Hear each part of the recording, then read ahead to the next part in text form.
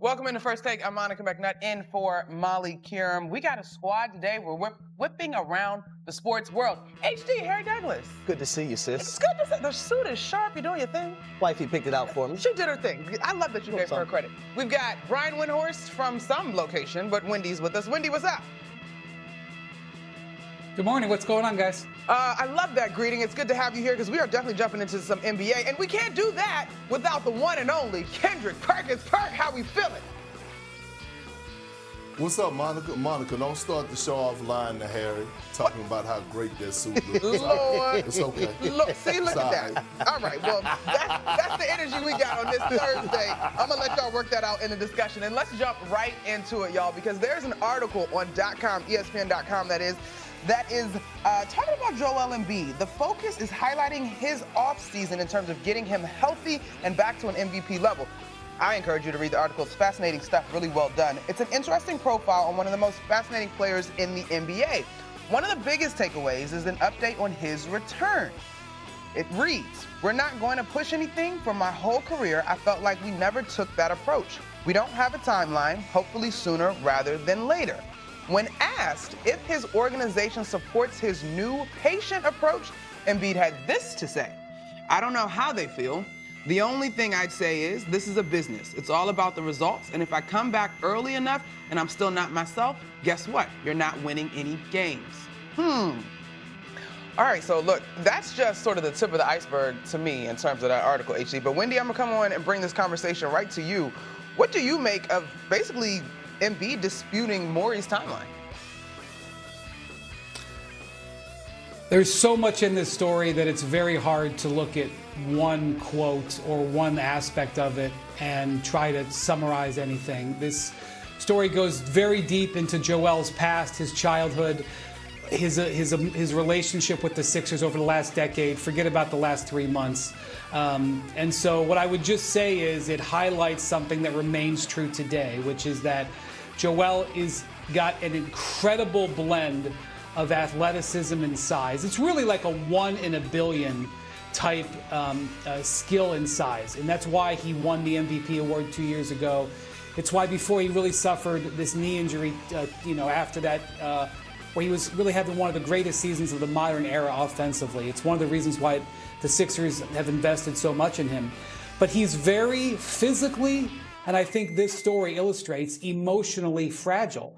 He gets injured. He, not just with knees and feet like we see with lots of big athletes, but he's broken bones in his face 5 times in his career.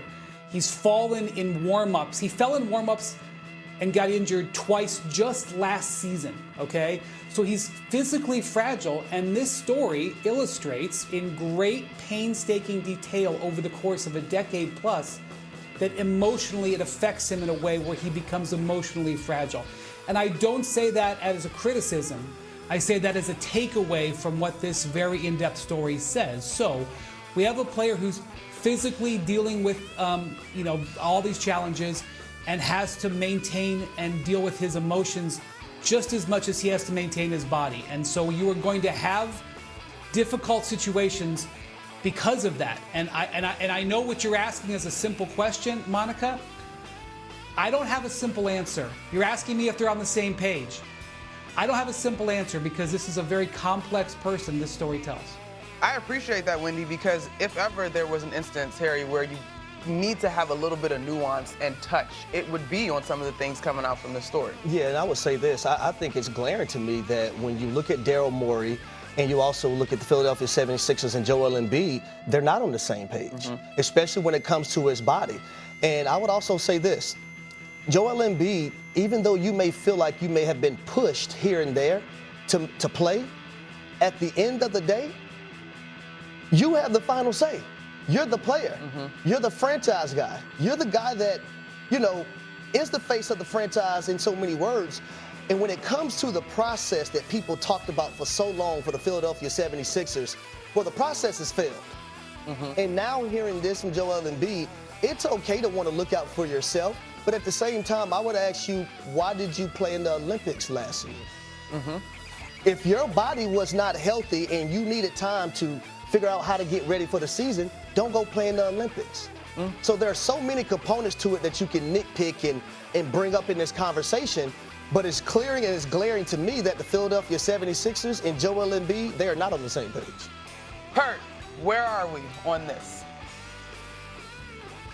You know, I'm glad Harry brought up that point because 2 seasons ago, I know y'all been probably watching Love Island, but I'm gonna call this Perk Island because I stood on the island. I stood on the island by myself and said that Joel Embiid, not only should he have not played in the Olympics, he should have not played towards the end of the season when they got bounced against the New York Knicks. And I said the Philadelphia 76ers need to shut him down and put a plan in place. And at that point, I got called everything but a child of God. But here we are. Now Joel Embiid is speaking out. And it's hard because I'm not going to come on here and criticize this man. He's been injured since he's got into the NBA, right? Coming out of Kansas. Hell, he was injured there. And so when you think about this situation, at one point we was looking at the Philadelphia 76ers, and at one point we saw structure. We saw stability. We saw culture. And then all of a sudden, since Daryl Morey has taken over this job, it's gotten worse. Since he's taken over this organization, it's got worse. Let's be real here.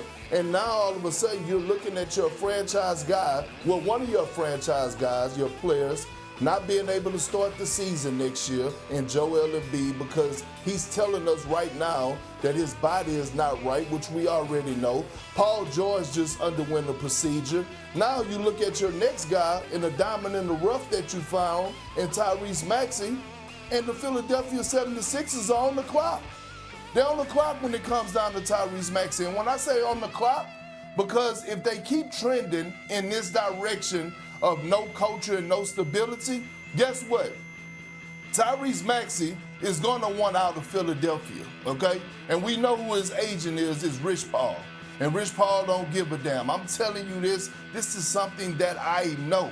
And so when you think about the 76ers and Daryl Morey, they got to get it together right now because you understand you're dealing with Joel Embiid, but your franchise guy who you got late in the second round, 5 or 6 years ago is Tyrese Maxey. You got to make sure that he's healthy. And my last point that I'm going to say real quick, Monica. Go for it. My last point is when it comes down to Joel Embiid, this is the importance of having an agent. Right? Wendy, help me out here. Joel Embiid represents himself, right? That's correct, yes. You need an agent at this point. See, you need an agent to be in the middle, to be the bad guy, to tell the organization and the ownership, my guy is not going to be playing. He's not healthy. We're going to go to other doctors around the country to get an evaluation, not just in the 76ers organization. Everyone doesn't have a healthy marriage like when you look at Sam Presti and SGA and what they got going on right now. This is why you value agents for situations like this. So, Perk, those are all very pertinent points. And before we continue to go a little bit deeper in this, I just want to shout out the writer. I believe his name is pronounced Dojin Akintoye. He did a great job, and you can tell that there are some connections culturally that allowed him to get this insight from Joel Embiid. So I think he deserves a shout out. But you brought up the point, Perk, in terms of the relationships. And in the article, Embiid talks about basically his trust issues and not being able to expand out his circle. Or maybe not being able to, but not willing to. So, Wendy, when you consider that, how do you move forward? Because we have long talked about rest and empowerment and players sitting, and Joel Embiid rattles off the different narratives surrounding him in this article. And the only one that I imagine he probably would agree with based on facts is that he has truly been injured and it has stifled his career. But how do the Sixers and Embiid move forward the way you see it, Wendy?